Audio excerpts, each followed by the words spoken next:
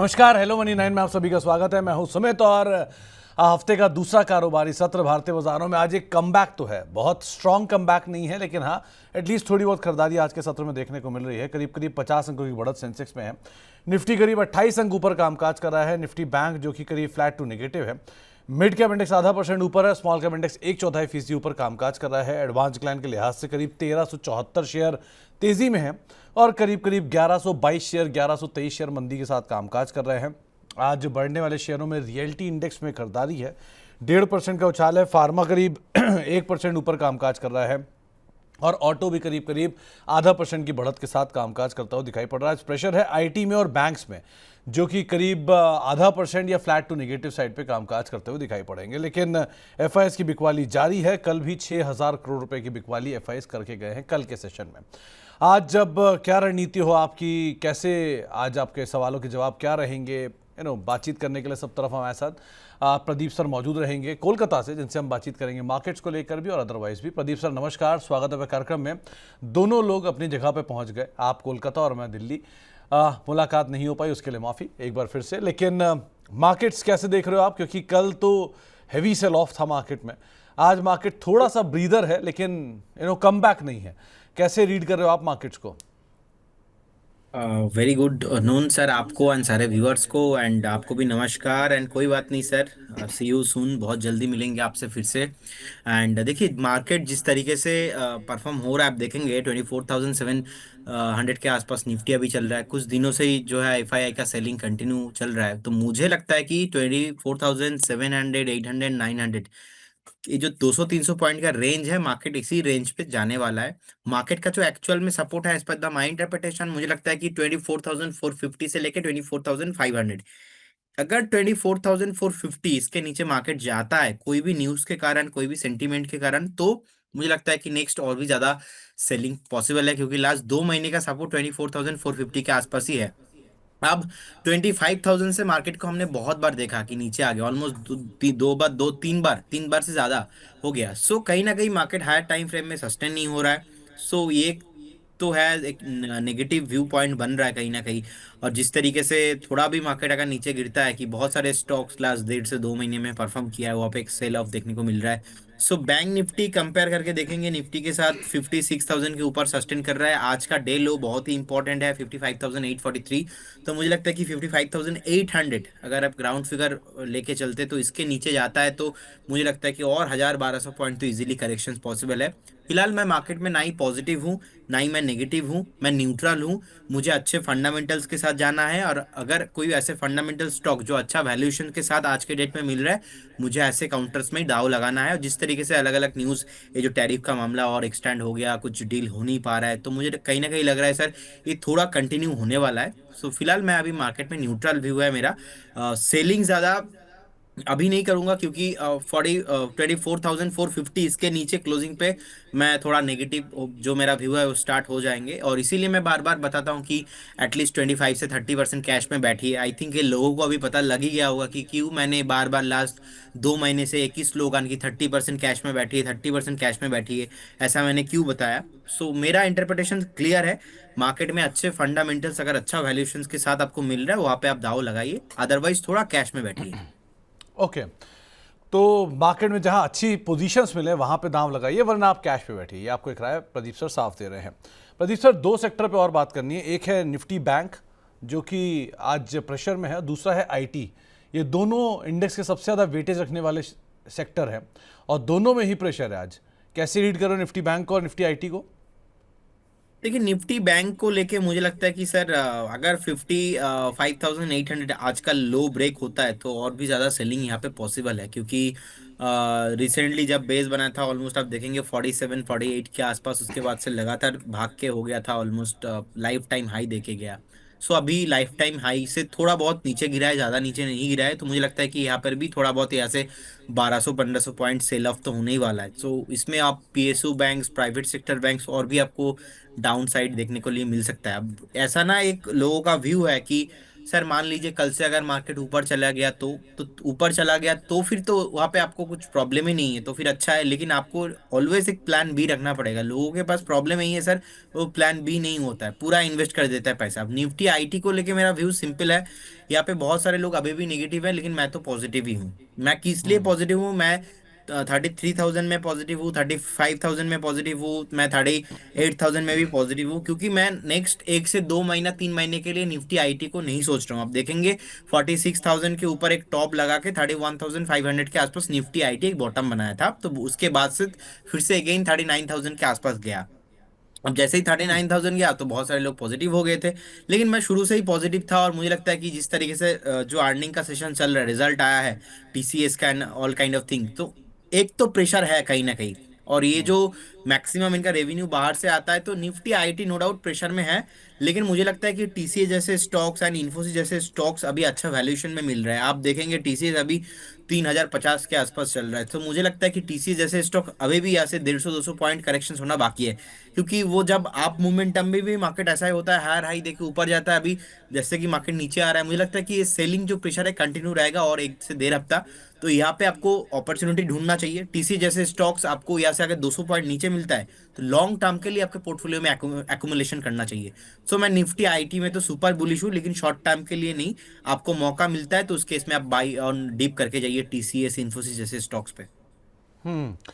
तो Nifty IT पर bullish हैं, लेकिन अगर कोई भी गिरावट मिले तो आप टीसीएस इन्फोसिस जैसे शेयरों में लॉन्ग साइड पर जा सकते हैं। टीसीएस जो कि ऑलरेडी साल के निचले स्तरों को हिट करता हुआ दिखाई पड़ रहा है। अब आगे बढ़ते हैं जरा। निफ्टी के टॉप गेनर लूजर आपकी स्क्रीन पर आते हुए दिखाई पड़ेंगे। आज टॉप गेनर्स की अगर बात की जाए तो आज थोड़ी बहुत बाइंग निफ्टी के लॉन्ग साइड पर आपको दिखाई पड़ेगी सेलेक्टिव स्टॉक्स के अंदर, जिसमें जियो फाइनेंस लीड कर रहा है। जियो फाइनेंस, जेएसडब्ल्यू स्टील, भारतीय एयरटेल, हीरो मोटोकॉर्प आज लीड कर रहे हैं। गिरने वाले शेयरों की बात की है जहां पे आज थोड़ा बहुत प्रेशर आज के सत्र में, उसमें एक्सिस बैंक है, इंडसइंड बैंक है नंबर्स के बाद, बीईएल है नंबर्स के बाद, इटर्नल है जहां पे प्रेशर है। इसके अलावा आज मिड कैप के बढ़ने वाले शेयरों की बात किया तो आज खरीदारी है वारी एनर्जी में, मोतीलाल ओसवाल में, ओब्रॉय रियल्टी में, पीआई इंडस्ट्री में, जहां पे खरीदारी का दौर बनता हुआ दिखाई पड़ रहा है। बिकवाली वाली साइड की अगर बात की जाए तो आज बिकवाली आपको दिखाई पड़ेगी माझगांव डॉक में, पेट्रोनेट एलएनजी में, पेटीएम में, मुथूट फाइनेंस में, जहां पर बिकवाली आज के सत्र में आपको दिखाई पड़ेगी। इसके अलावा स्मॉल कैप गेनर्स के तौर पे अगर देखा जाए तो टाटा केमिकल आज नंबर्स के बाद ज़बरदस्त तेज़ी में है। गो डिजिट, बिरला सॉफ्ट जहां पे खरीदारी है, हिंदुस्तान कॉपर जहां पर खरीदारी आज आपको दिखाई पड़ेगी। आज बिकवाली वाली साइड की अगर बात की है तो आज बिकवाली है जेन टेक्नोलॉजीज़ में, आईईएक्स में, 5 स्टार फाइनेंस में, सिग्नेचर ग्लोबल में, जहां पर प्रेशर देखने को मिल रहा है। प्रदीप सर, वैसे भी आज थोड़ी देर में सवाल आ ही जाएगा, लेकिन फिर भी पूछ लेता हूं, जियो फाइनेंस कैसा लग रहा है? आज इंडेक्स का टॉप गेनर भी है। देखिए जियो फाइनेंस में मुझे लगता है कि शॉर्ट टर्म जो इतना करेक्शन होना था हो चुका है। एक बॉटम बेस ऑलरेडी बना दिया है जियो फाइनेंस में। आज का डे लो बहुत ही इंपॉर्टेंट है। अगर 305 के नीचे सस्टेन होता है तो मुझे लगता है कि एक बार स्टॉक फिर से 280 285 तक जाने के लिए पोटेंशियल है। लेकिन जिस तरीके से आज 606 के आसपास से घुमा है स्टॉक, अभी 317 300 ऑलमोस्ट डे हाई के आसपास है, मुझे लगता है कि फिर से नेक्स्ट स्टॉक 345 350 की तरफ बढ़ रहा है। मैं लॉन्ग टाइम पे भी बहुत पॉजिटिव हूँ। मुझे लगता है कि जियो फाइनेंस जैसे स्टॉक्स आपके पोर्टफोलियो में होना चाहिए। और एटलीस्ट यहाँ पे तो टारगेट मेरा 450 500 के आसपास है। नेक्स्ट 2 साल का व्यू रखना पड़ेगा। 20 महीने से 24 मंथ्स का एक टारगेट रखिए। जियो फाइनेंस में मैं पॉजिटिव हूँ। और आज कल में मुझे लगता है कि जियो फाइनेंस एक बार 330 क्रॉस करने वाला है, क्योंकि आज का डे लो से इतना शानदार रिकवरी और इतने भी खराब मार्केट में, सो कहीं ना कहीं बेस मुझे लगता है कि एक बार बन चुका है। तो जियो फाइनेंस लॉन्ग साइड पर आप ज़रूर नज़र बना के रखिएगा। अब शुरुआत करते हैं सवाल जवाब की। अगर आपका भी कोई सवाल है, आप भी प्रदीप सर से कोई सवाल पूछना चाह रहे हैं, किसी कार्यक्रम का हिस्सा बनना चाह रहे हैं और किसी भी शेयर को लेकर उनकी राय जानना चाह रहे हैं, तो आप हमारे साथ जुड़ सकते हैं। 9311 ये हमारा व्हाट्सएप नंबर है, जिसके जरिए आप हमारे साथ जुड़िए। साथ ही साथ money9query@tv9.com ये हमारा ईमेल आईडी है। आप ट्विटर, फेसबुक, यूट्यूब इन तीनों के जरिए भी हमारे साथ जुड़ सकते हैं और सवाल पूछ सकते हैं और कार्यक्रम का हिस्सा बन सकते हैं। और साथ ही साथ अलग अलग माध्यम आप स्क्रीन पर देख ही रहे हैं, और मेंबरशिप भी आप ले सकते हैं और उसके ज़रिए भी हमारे साथ जुड़ सकते हैं। पहला सवाल पूछ लेते हैं। हमारे पास नैन्सी जी का एक सवाल आया, ये हमारे मेंबर भी हैं। इन्होंने सवाल पूछा है विंटेज कॉफ़ी को लेकर। ये हाल में बहुत चर्चित था। प्रदीप सर, एक अच्छी तेज़ी इसमें दिखाई हुई थी नंबर्स के अराउंड, अब क्या करा जाए? देखिए विंटेज कॉपी मुझे अच्छा लगता है, और रिसेंटली एक टॉप बना था 156 के आसपास, तो 156 157 तक गया था। अभी नीचे तो नहीं आया, 150 के आसपास ही चल रहा है, 149 150 के आसपास ही चल रहा है, ठीक है। फंडामेंटली अच्छा कंपनी है। और डिस्क्लेमर देना चाहूंगा, ये ऑलरेडी हमने क्लाइंटों के साथ भी शेयर किया है, अलग अलग प्लेटफॉर्म में भी हमने बताया है। सो मेरे ख्याल से 135 का एक स्टॉप लॉस मेंटेन करना चाहिए, और आपको वेट करना चाहिए। अगर आपके पास नहीं है तो फिर विंटेज कॉफी जैसे स्टॉक्स तो होना चाहिए, 185 और 200 का टारगेट के लिए बने रहना चाहिए इस काउंटर में। ओके, 185 200 के टारगेट्स के लिए यहाँ पे आप खरीदारी करके स्टॉक के अंदर रह सकते हैं, बने भी रह सकते हैं। अगर आपने नई खरीदारी की तो आप ले भी सकते हैं नई खरीदारी के लिए। चिराग जी का एक सवाल आया है एनबीसीसी को लेकर। इनके पास 58 रुपए के दाम पर 750 शेयर हैं।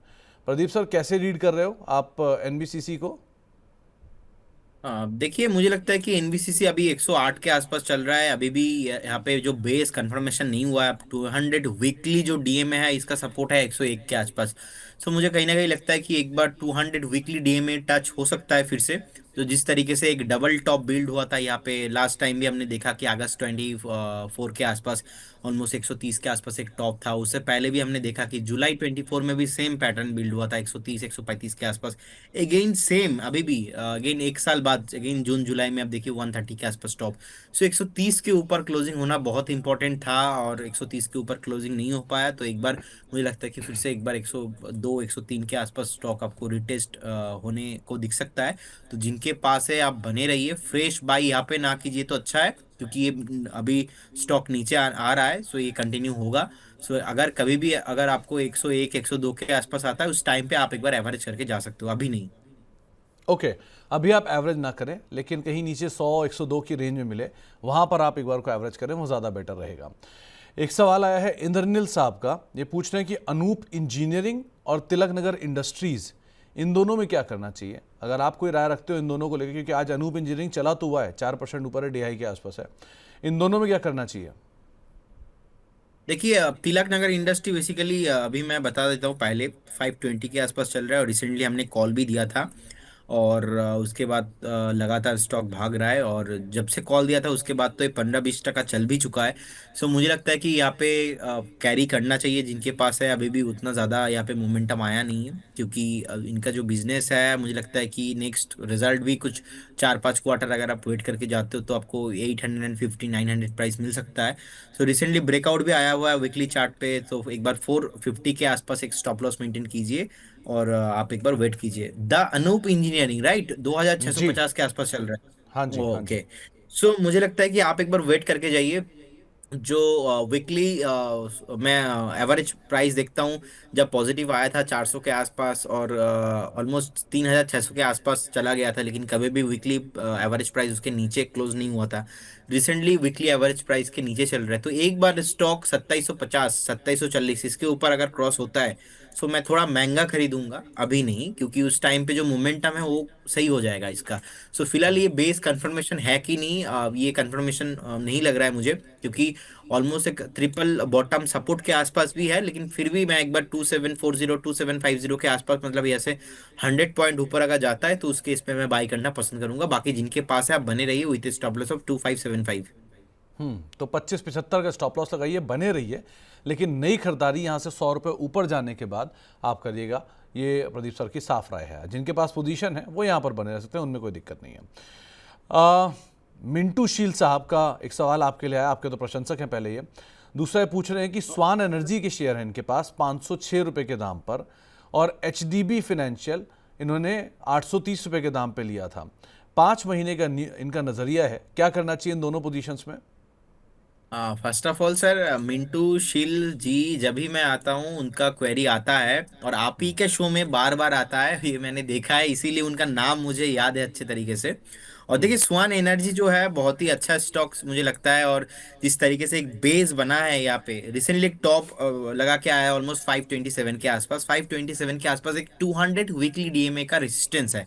उसके ऊपर क्रॉस होने पे नेक्स्ट मोमेंटम आएगा। मतलब अभी 477 के आसपास चल रहा है, मुझे लगता है कि आप एक बार 435 के स्टॉप लॉस के साथ इस काउंटर पे बने रहिए। 527 528 के बाद स्टॉक्स में रैली 650 700 तक पॉसिबल है, तो जिनके पास है होल्ड करने का सलाह रहेगा। करेंट जोन से 435 के आसपास एक बार स्टॉप लॉस आपको मेंटेन करके जाना पड़ेगा। एचडीबी फिनांस जब आईपीओ आया था उसी दिन हमने मनी 9 पे डिस्कशन किया था, और मेरा एक बहुत ही बोल्ड व्यू था, क्योंकि बहुत सारे एनालिस्ट का उस टाइम में मानना था कि नहीं फंडामेंटली अच्छा है, 950 1000 हो जाएंगे। मेरा भी मानना ऐसा ही है, फंडामेंटली सर वैल्यू है इसमें। लेकिन अगेन मैं एक पैटर्न फॉलो करता हूँ, वो है आईपीओ हाई स्ट्रैटेजी। कोई भी स्टॉक अगर आईपीओ के दिन लिस्टिंग हो रहा है, अगर आईपीओ हाई उसके ऊपर सस्टेन नहीं हो रहा है, और अगर लो ब्रेक कर रहा है, मैं वहां पे नहीं रहता हूँ टेक्निकली। सो एचडीबी फाइनेंस के साथ भी सेम हुआ है।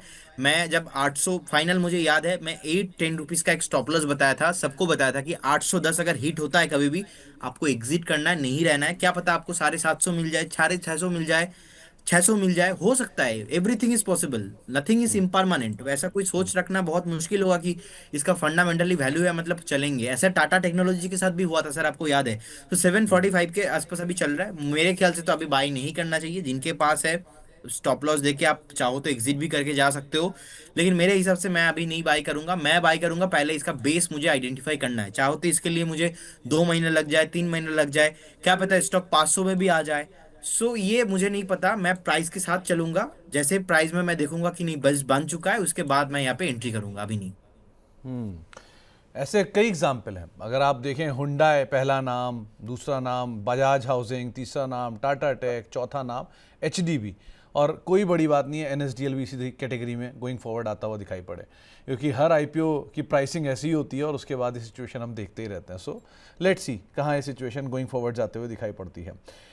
एनीवेज, एक और मिंटू जी के लिए एक बार बहुत बहुत शुक्रिया। मिंटू जी एक बार फिर से सवाल पूछने के लिए। होता क्या है ना प्रदीप सर, रोज रोज जो दर्शक हमसे सवाल पूछते रहते हैं, ऐसा लगता है परिवार का ही हिस्सा है। सो वो आपके लिए भी, एग्जैक्टली हमारे लिए भी। इसीलिए उनका नाम मेरा याद है, मिंटू जी हाँ, मेरा तो नाम हमारे याद कई है। दर्शकों के नाम हमें इसलिए याद रहते हैं कि हमें पता है वो रोज सवाल पूछेंगे ही, तो परिवार के हिस्से की तरह हमें लगते भी हैं।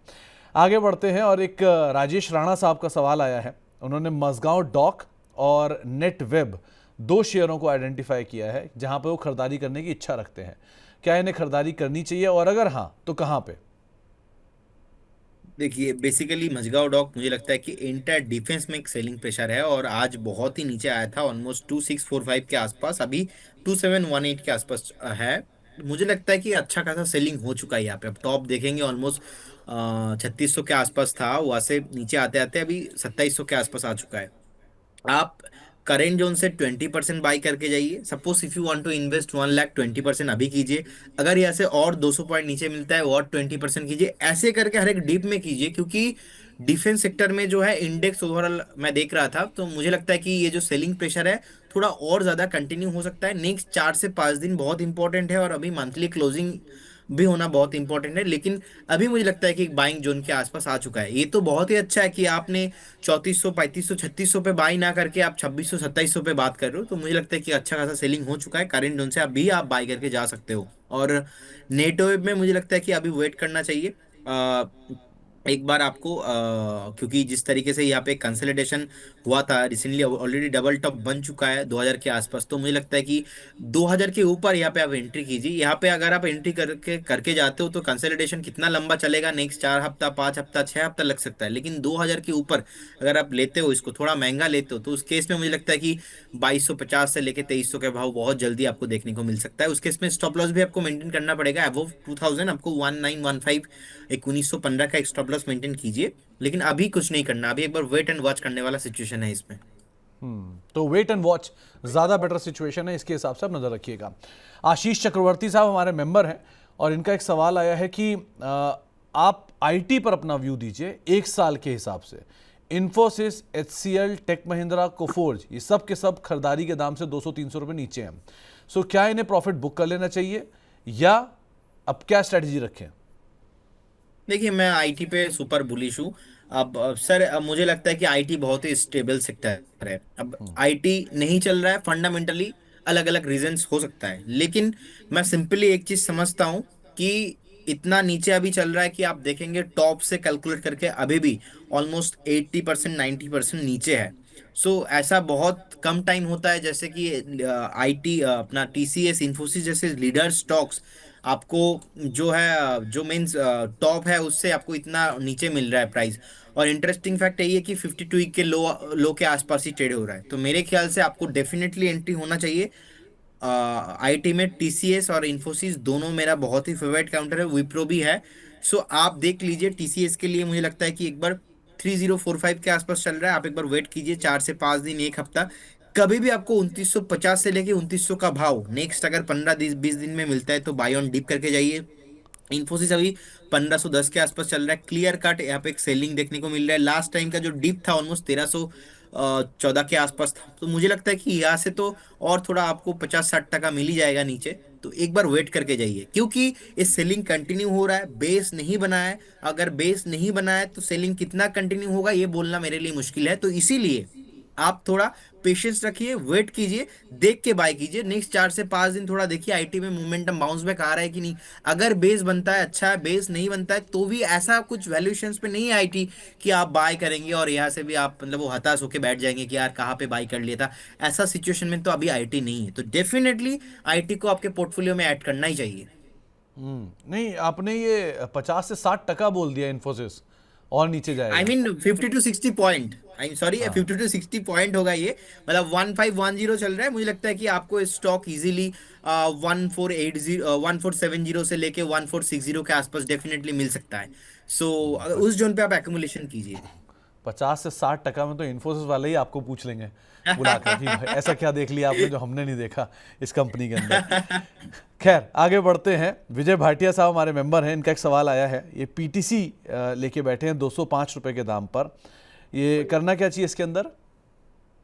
देखिए, पीटीसी के अंदर जो मोमेंटम था वो थोड़ा बहुत फिजल आउट हो गया है, तो मुझे लगता है कि 180 का अभी आपको एक स्टॉप लॉस मेंटेन करना चाहिए। लेकिन फंडामेंटली अच्छा काउंटर है, ऐसा कुछ ज्यादा नेगेटिव मैं नहीं देख पा रहा हूँ। इनफैक्ट थोड़ा बहुत अब लंबा भी स्टॉप लॉस का जाके लेके जाते हो तो 173 होता है। तो इन्वेस्टमेंट व्यू पॉइंट से है तो 173 स्टॉप लॉस, अगर ट्रेडिंग व्यू से है तो 180 का स्टॉप लॉस। आपको ये नेक्स्ट 2 से 3 हफ्ता हो सकता है कि नहीं चलेगा, लेकिन ऐसा कोई ब्रेक डाउन वाला सिचुएशन नहीं है कि स्टॉक खराब हो जाएंगे, ऐसा नहीं है। कंसोलिडेशन कर रहा है अभी। ओके, तो कंसोलिडेशन वाली सिचुएशन में सो फार ये दिखाई पड़ रहा है, आप उसके हिसाब से इसे देख सकते हैं। शाहनवाज साहब का एक सवाल आया है, ये हमारे मेंबर भी हैं। जुबलेंट फार्मोवा इनके पास है 1205 रुपए के दाम पर, इसमें क्या करना चाहिए? देखिए, बेसिकली ये जो काउंटर है बीच में चला था, बाद में हमने देखा थोड़ा बहुत कंसल्टेशन हुआ, एक ऑलरेडी 4th टाइम टॉप के आसपास ही है। सो मुझे लगता है कि यहाँ पे तो आपको कुछ नहीं करना चाहिए। If you want two by, at least आप 1285 इसके ऊपर क्लोजिंग होने पे बाय कीजिए। अभी कुछ नहीं करना, जिनके पास है आप चाहो तो एक बार आप एग्जिट भी करके जा सकते हो, क्योंकि ऑल टाइम ऑलरेडी स्टॉक ने जो है लास्ट ईयर का नवंबर जो अक्टूबर का टॉप है उसके ऊपर सस्टेन नहीं किया है। रिसेंटली जो टॉप था ऑलमोस्ट 1250 के आसपास था, वहां से फिर से नीचे आ गया था। सो अभी जो आप 1208 1209 देख रहे हो सकता है कि फिर से एक बार आपको स्टॉक 1250 1270 तक जाते हुए दिखे, लेकिन 1285 1290 1290 इसके ऊपर क्लोजिंग पे इसमें फ्रेश मोमेंटम आने वाला है। तो एक राय दी गई है जुबलेंट फार्मोवा के संदर्भ में भी। साथ ही साथ माही मन्नत साहब बोल रहे हैं कि इन्होंने आपके कहने पर डिजिटाइड खरीदा था 266 रुपए के दाम पर। इन्होंने एक गलती करी कि इन्होंने स्टॉप लॉस नहीं लगाया इसके अंदर। अब क्या करना चाहिए, क्योंकि चेयर चला तो ज़बरदस्त है, 100-150 रुपए की मूव आई थी इसमें, अब क्या करा जाए? बाइंग कितने प्राइस में था? 266। ओके, हाँ, इसमें मैंने वैसे ही अब टारगेट दिया था। पहला टारगेट सेकंड टारगेट दोनों ही आ गया था आई थिंक। मुझे अभी याद नहीं आ रहा है, देख के बताना पड़ेगा, लेकिन अकॉर्डिंग द करेंट चार्ट मुझे लगता है कि स्टॉप लॉस आप मेंटेन करके जाइए। 230 पे आपका स्टॉप लॉस होना चाहिए, क्योंकि वही रूल्स था आईपीओ हाई एंड उसके ऊपर सस्टेन पे, लेकिन आईपीओ हाई के ऊपर sustainability is a very big thing. And weekly chart में 4 से 5 हफ्ता अगर मेंटेन होता है उस केस में कंफर्मेशन आता है। तो इस केस में क्या हुआ था, ऊपर गया था, ऊपर जाने के बाद नीचे आ गया। अभी तो अभी 241 के आसपास चल रहा है। 230 में एक स्टॉप लॉस मेंटेन कीजिए, बने रहिए। कभी भी 230 ब्रेक होता है तो आपको नहीं रहना है। सेकंड, वो अपना एचडीबी फाइनेंस वाला हो जाएगा, टाटा टेक्नोलॉजी वाला सीन हो सकता है, तो इसीलिए 230 is a very important stop loss.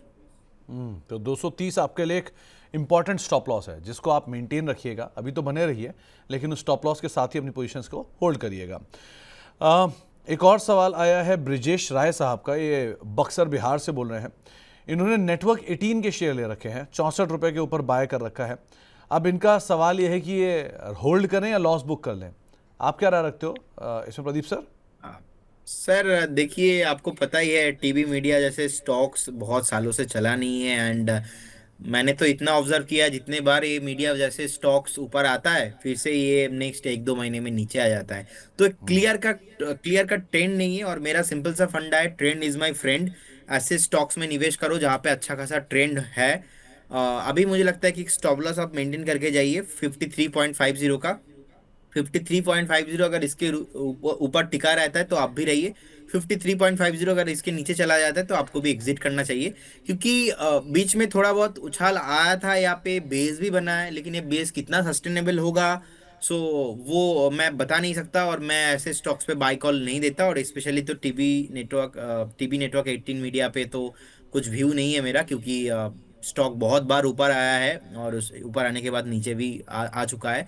So ultimately volatile है बहुत। 53.50 का स्टॉप लॉस के साथ बने रहिए। फ्रेश एंट्री यहाँ पे नहीं करना है, अवॉइड करना है। वैसे भी मतलब आपने बोला ना कि आप तो जानते होंगे, हाँ इस कंपनी के बारे में कुछ ज़्यादा ही जानता हूँ, लेकिन ठीक है, जो आपकी राय है वो सर्वोपरि है, आप उसके हिसाब से अपनी रणनीति बनाइएगा। आगे बढ़ते हैं और अगले सवाल की तरफ रुख कर लेते हैं। अगला सवाल जो आया है वो है इंटेलेक्ट डिज़ाइन को लेकर। आनंद रेड्डी साहब पूछ रहे हैं कि ये नई एंट्री करना चाह रहे हैं इंटेलेक्ट डिज़ाइन के अंदर, तो नई एंट्री करें या अवॉइड करें? देखिए, आपको मुझे लगता है कि एंट्री नहीं करना चाहिए, अवॉइड ही करना चाहिए। क्योंकि जिस तरीके से एक ऑलमोस्ट टॉप बनाया, ऑलमोस्ट 1213 1215 के आसपास नीचे आ रहा है, क्लियर कट अभी भी कोई एंट्री या तो बॉटम फॉर्मेशन या तो कुछ अपना जो है बेस नहीं हो रहा है। So according the my view मुझे लगता है कि स्टॉक फिर से यहाँ से भी 150-200 पॉइंट अभी भी नीचे गिर सकता है। सो एंट्री करने का कुछ अपॉर्चुनिटी नहीं दिख रहा है। सो एक बार आप अवॉइड करेंगे तो ही अच्छा है। और ये सर, आपका तो ज़्यादा एक्सपीरियंस है नेटवर्क 18 में, क्योंकि बहुत सारे लोगों को पता ही है, आपने जॉब किया है तो आपका नॉलेज वहाँ पे ज़्यादा होगा। नहीं, मीडिया में होने की वजह से सर 20 साल तो ऑलमोस्ट मीडिया में दे ही चुका हूँ, और देश के 2 सबसे बड़े मीडिया ग्रुप के साथ एसोसिएटेड रहा हूँ, तो इसलिए थोड़ा आइडिया तो है ही। अब तीसरे सबसे बड़े ग्रुप की सर, तरफ हूँ। एक एक क्वेश्चन मेरा है आपसे। बाय द जी वे, पूछिए ना। जितना मैं ट्रेंड देख रहा हूँ, जिस जिस तरीके से डिजिटल मीडिया आज ग्रो कर रहा है, जैसे कि मनी 9 भी इतना जो है in terms of viewership everything grow हो रहा है। सो आपको क्या लगता है कि नेक्स्ट 5 साल 10 साल बाद, मतलब जो नेक्स्ट जनरेशन है, क्या यूट्यूब ही देखेंगे या फिर से वो टीवी में शिफ्ट होंगे? मतलब I don't think so much कि फिर से वो टीवी में शिफ्ट होना मुश्किल था। मतलब इनफैक्ट मैं तो कभी भी बाहर रहता हूँ या तो घर में भी रहता हूँ तो आज यूट्यूब ओपन करके रहता हूँ। सो आपका क्या व्यू है इसमें? देखो प्रदीप सर, जो सीमित जानकारी मेरी कहती है या मेरे जो नंबर्स हमने ऑफिस में देखे हैं, कोई भी व्यूअर अगर टीवी भी देखना चाहता है तो वो यूट्यूब के थ्रू देखता है। सो आप देख टीवी रहे हो, लेकिन वाया रूट आपका बदल के यूट्यूब हो गया है। सो गोइंग फॉरवर्ड, मतलब मुझे याद नहीं कि मेरे घर पे या मेरे परिचितों के घर पे कब टाटा स्काई या वो सब लगा हुआ हो। सो वो लोग भी वाया यूट्यूब सारे चैनल्स, या ना वाया नेटफ्लिक्स, Z5 और वाया हॉटस्टार, एवरीथिंग उसके थ्रू देखते हैं। सो ये इंटरमीडियरीज चेंज हुई हैं, जिसकी वजह से आपका व्यूअरशिप तो है, लेकिन वो डिजिटल साइड पर थोड़ा ज़्यादा तवज्जो रखता है।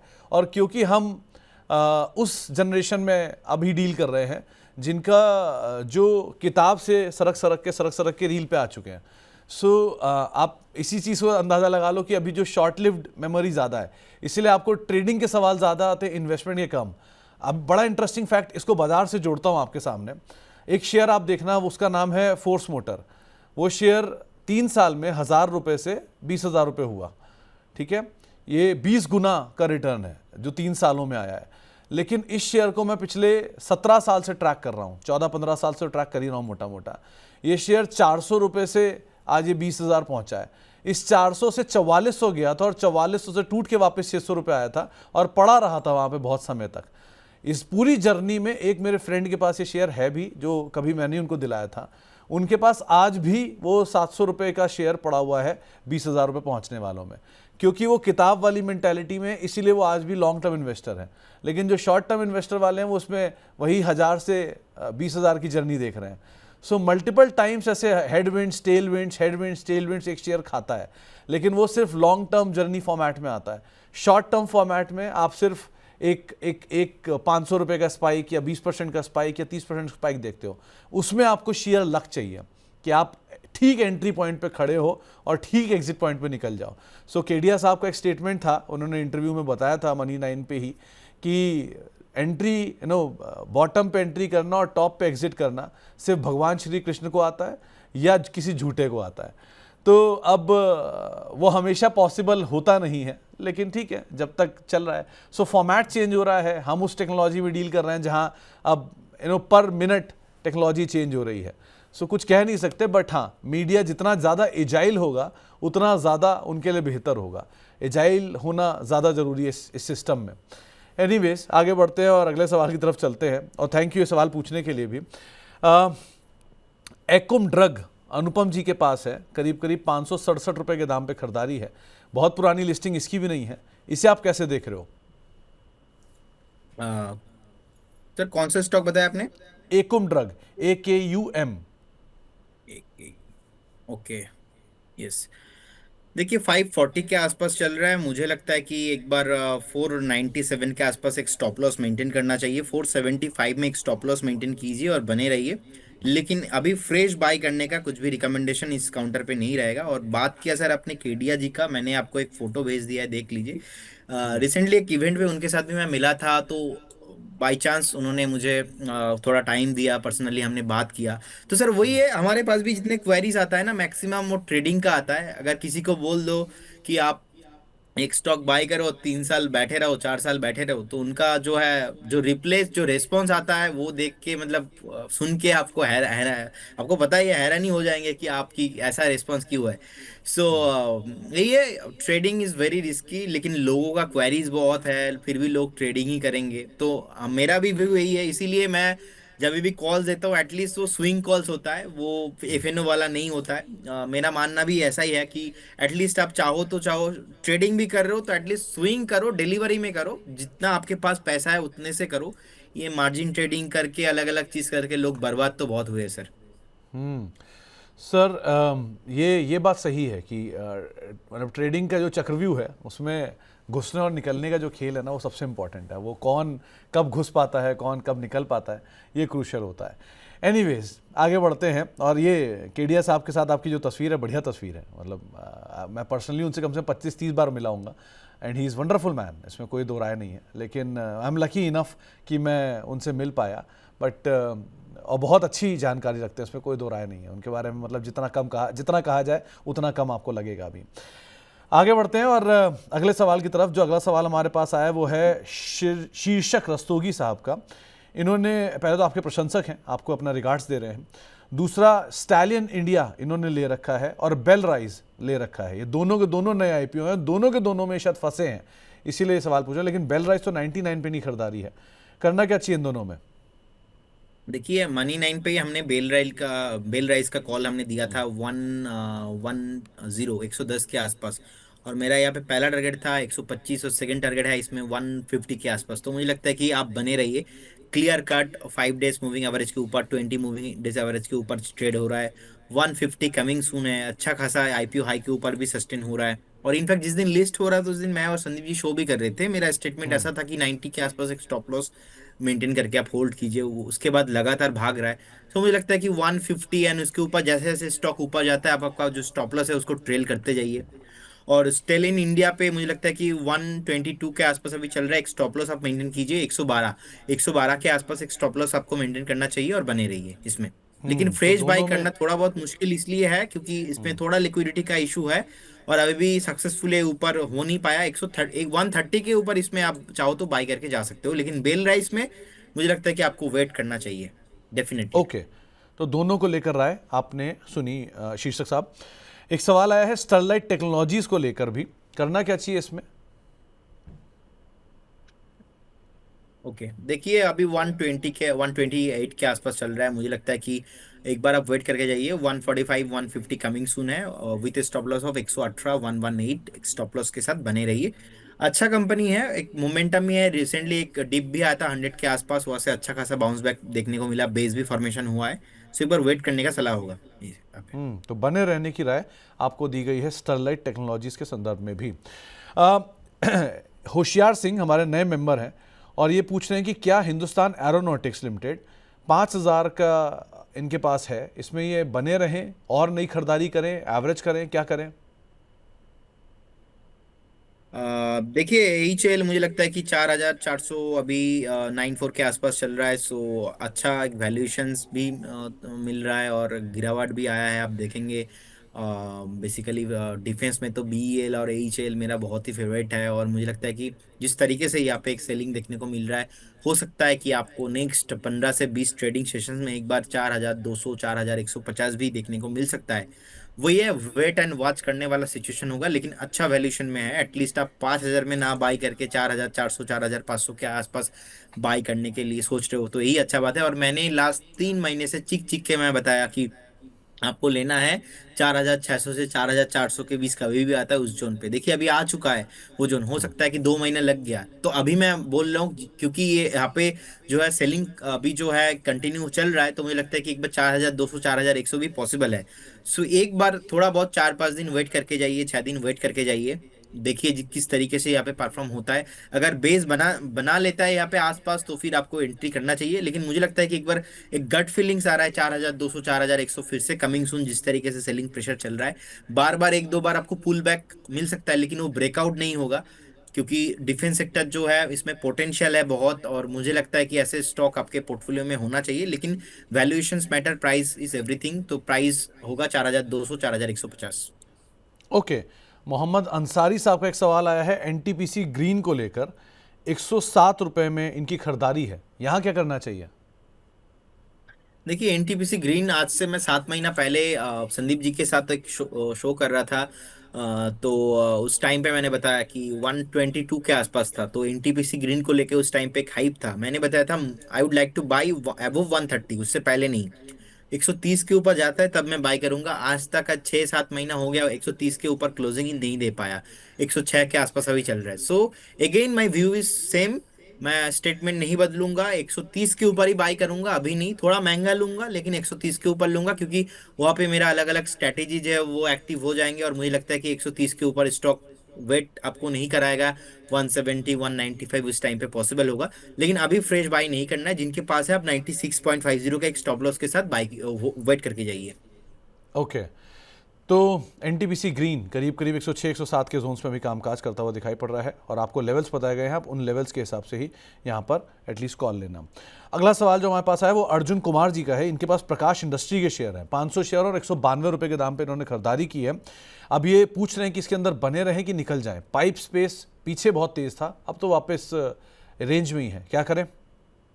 देखिए एक रेंज बाउंड यहाँ पे चल रहा है, मुझे लगता है कि रेंज के अंदर फंसा हुआ है 186, इसके ऊपर इसमें मोमेंटम पॉसिबल है, और डाउन साइड में 160 एक सपोर्ट के तौर पे काम कर रहा है। जिस तरीके से लास्ट 1-2 हफ्ते का पैटर्न है, मुझे लगता है कि स्टॉक फिर से आपको एक बार 168 170 आने का पोटेंशियल है। यहाँ पे अभी कुछ नहीं करना है, यहाँ पे वेट एंड वॉच ही करने वाला सिचुएशन है। अगर आपके पास है तो स्टॉप लॉस मेंटेन कीजिए 155 के आसपास। 155 में एक स्टॉप लॉस मेंटेन कीजिए, बने रहिए। फ्रेश बाई इस काउंटर पे अभी नहीं करना। और एक चीज सर मुझे याद आ गया, मैं नहीं तो भूल जाऊंगा बाद में। मैं एक शूट किया था पॉडकास्ट और विवेक जी के साथ, बहुत ही अच्छा व्यूअर्स का रिस्पांस मिला। मैं तो सबको thank you so much, money nine को, आपको एंड पूरे मनी नाइन के जो टीम है, आप लोगों ने मुझे अपॉर्चुनिटी दिया। और मेरा जो जीवनी रहा है, पास्ट रहा है, मैं जनरली डिस्कशन नहीं किया कोई भी चैनल पे। मैंने मेरा इंटरव्यू नहीं दिया है ऐसा कि पास्ट में मैं कैसे एनालिस्ट बना, कैसे मेरा जो हिस्ट्री रहा है, बैकग्राउंड रहा है।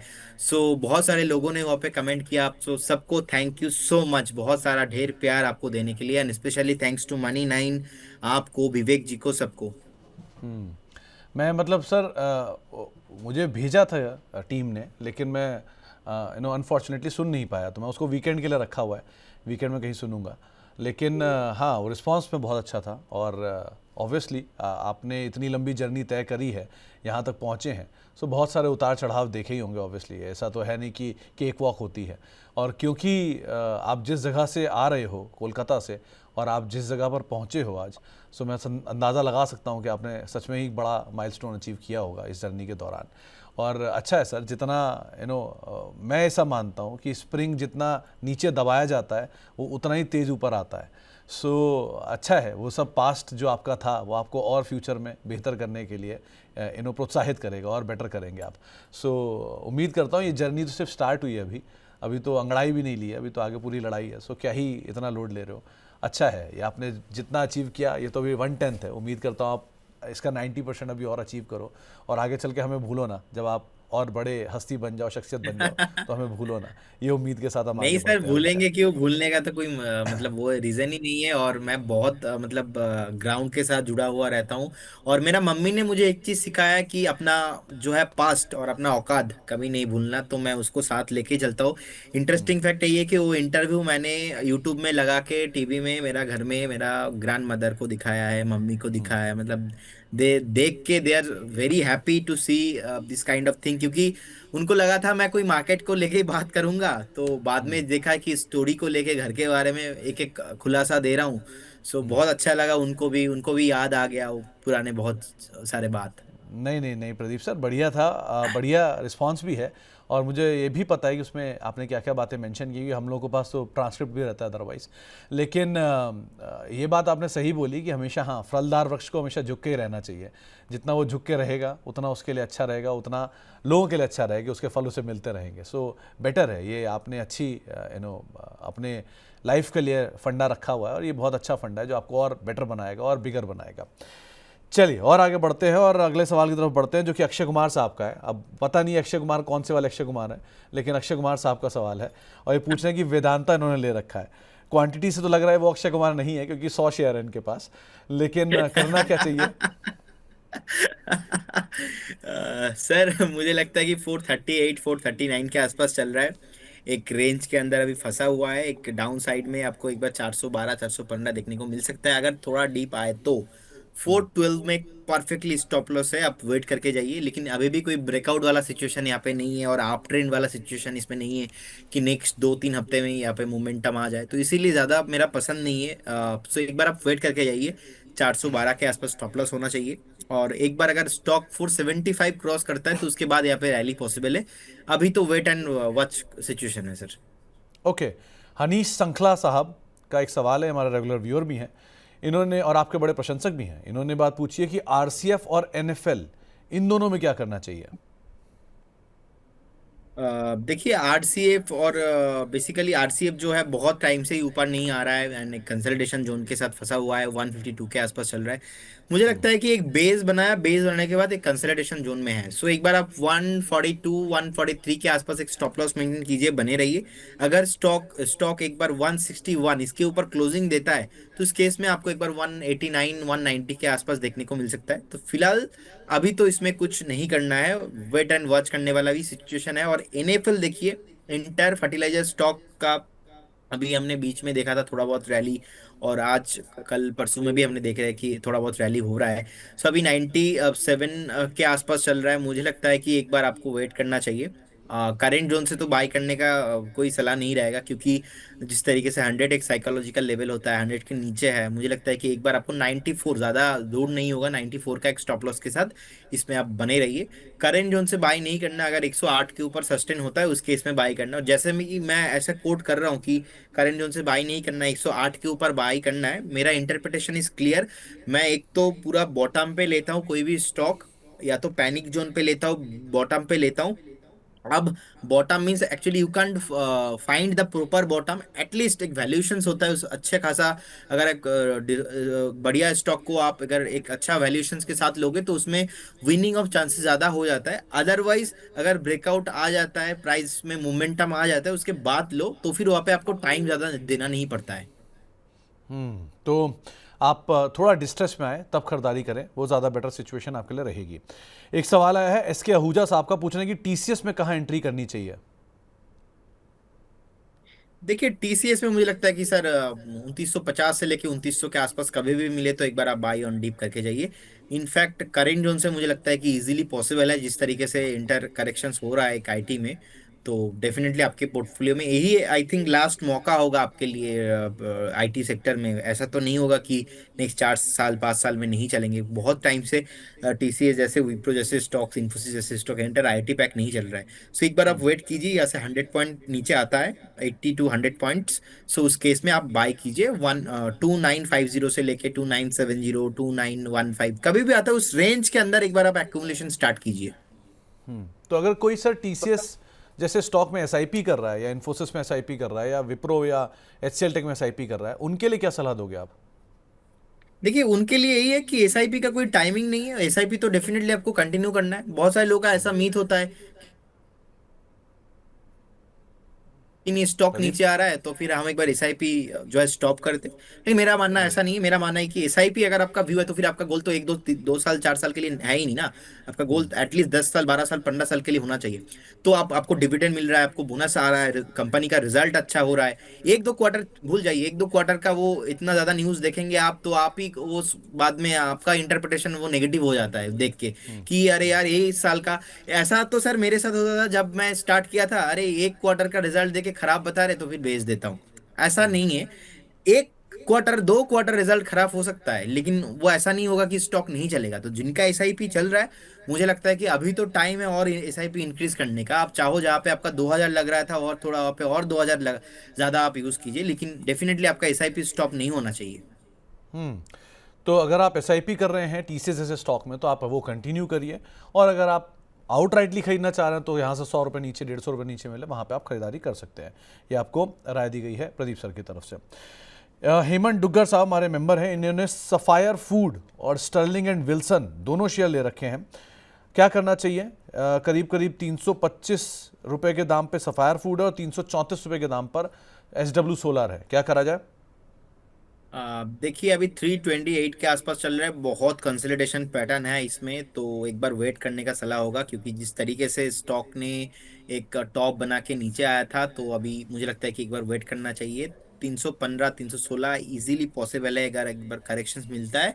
सो उस केस में आप एक्यूमुलेशन करने का सलाह होगा। और एसडब्ल्यू सोलर नहीं खरीदना है। एसडब्ल्यू सोलर पे मुझे लगता है कि हमने मनी 9 पे एक बार कॉल दिया था 305 के आसपास, 320 का टारगेट था, अचीव हुआ। उसके बाद हमने 315 20 में मैंने कॉल दिया था, 348 का टारगेट था, अचीव हुआ। मेरा लंबा टारगेट था 380 का, लेकिन स्टॉप लॉस था उसके लिए 315, जो कि नीचे आ गया है। फाइनल जब लास्ट वीक की बात कर रहा था उस टाइम पे 305 307 के आसपास था। मैंने बताया था फाइनल आपको मैक्सिमम 296 के आसपास रहना है, उससे नीचे नहीं। अभी तो 284 है। मुझे लगता है कि मुझे अभी तो इसमें नहीं रहना है, एग्जिट ही करना है, क्योंकि इसका जो ट्रेंड है खराब हो चुका है। And trend is my friend. अगर ट्रेंड खराब हो चुका है, मैं तो इसमें अभी फ्रेश बाय मुझे नहीं करना है इस काउंटर को, क्योंकि बहुत टाइम से ये 290 को ब्रेक नहीं किया। आप देखिए बहुत टाइम बाद ये 290 को ब्रेक करके नीचे अभी जो है ट्रेड हो रहा है। तो ये मेरे लिए बहुत ही नेगेटिव सेंटीमेंट होगा। अगर 290 के ऊपर फिर से 1 2 दिन में सस्टेन हो जाता है तो फिर एक बार बाउंस बैक अपने आपको देखने को मिल सकता है। लेकिन अभी के हिसाब से अगर इसी हफ्ते का क्लोजिंग 290 के ऊपर, क्योंकि weekly closing is very important for SW solar, 290 के नीचे अगर होता है तो ये और भी ज्यादा नेगेटिव हो सकता है। अरे Pradeep sir, trend is your friend, तो एनिमी कौन हुआ? एनिमी सर वही है जहाँ पे लोग ना एक चीज काम करते क्या, मतलब जहाँ पे नीचे आ रहा है, बहुत सारे लोगों को देखिए आज ही वो ओला इलेक्ट्रिक को लेके बैठा हुआ है। मैं तो समझ नहीं पाता हूँ कि ओला इलेक्ट्रिक को क्यों बाय किया है। बहुत सारे लोग आज के डेट में आप देखेंगे कि सुजलॉन को लेके बैठा हुआ है। वही सुजलॉन 61 के आसपास चल रहा है। अभी रिसेंटली क्या हुआ, 74 75 के आसपास सुजलॉन था। तो मैंने वहां पे एक, मैं अब हमेशा मेरा अंदर वो है, पता नहीं ये मेरा बाय नेचर बाय कैरेक्टर मैं ऐसा ही हूँ, मैं बहुत एग्रेसिव हूँ। सो मैंने एक बोल्ड स्टेटमेंट दे दिया, मुझे सुजलॉन को बाय नहीं करना। उसके पीछे 5 कारण है, 74 में आपको एग्जिट करना है। उसके बाद पब्लिक लोगों के पास बहुत है सुजलॉन। अब लोगों ने आके सर कमेंट सेक्शन में जबरदस्त बोला मुझे, अरे नहीं ये एनालिस्ट कैसे बन सकता है।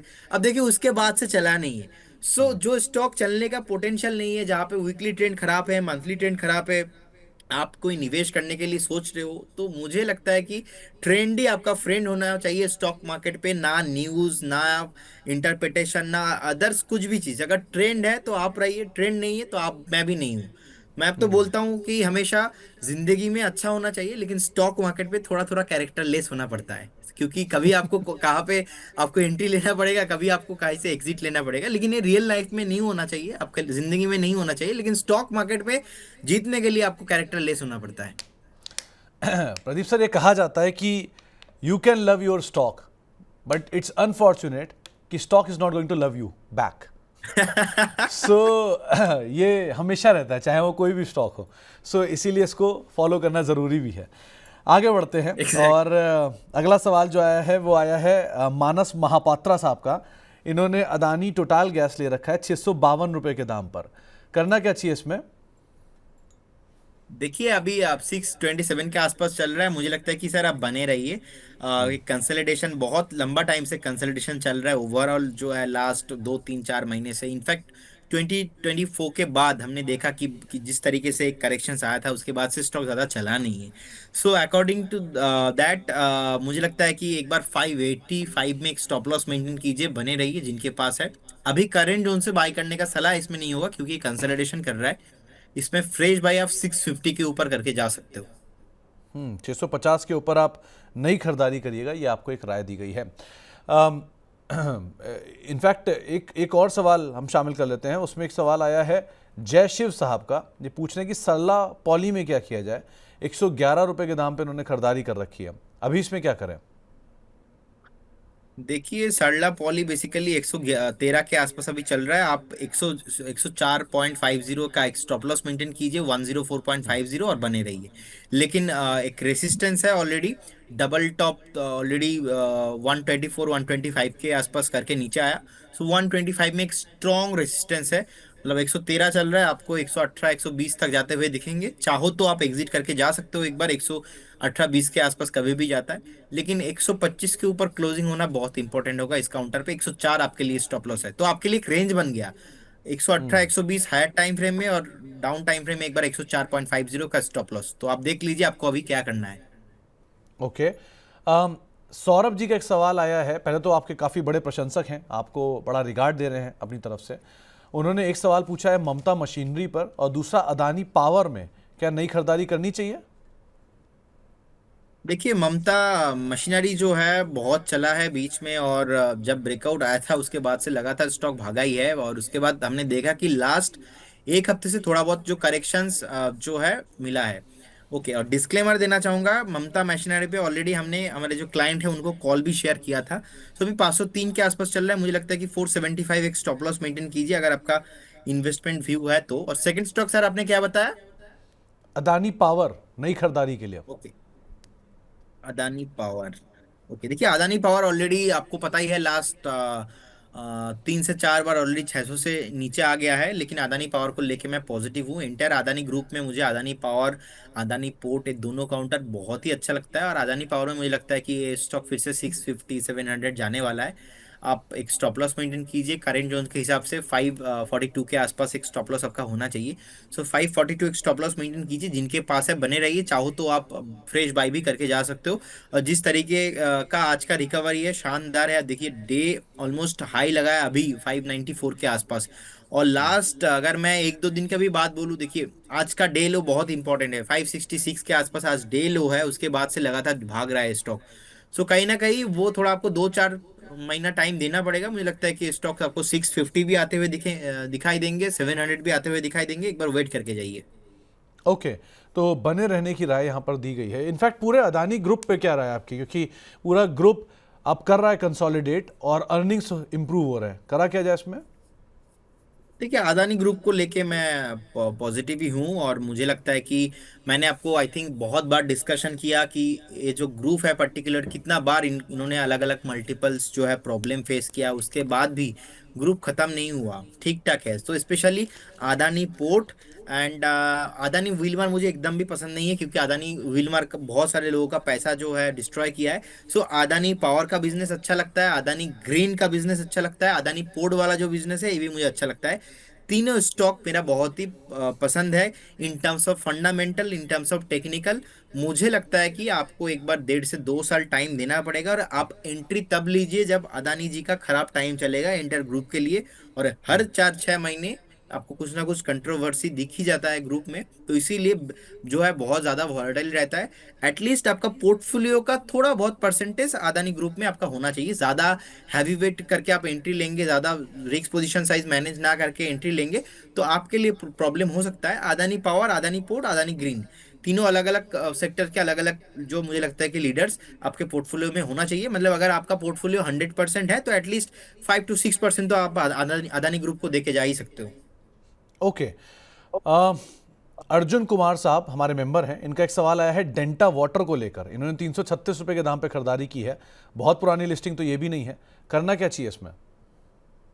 देखिए, एक डिस्क्लेमर देना चाहूंगा। डेंटा वाटर में हमने कॉल दिया था और 2 दिन में ही अचीव हो गया। आज से 1 हफ्ता पहले के बात मैं बोल रहा हूँ, जिस टाइम पे डेंटा वाटर का कॉल हमने दिया था 330 के आसपास, और ऑलमोस्ट 380 का हाई लगा के नीचे आ गया।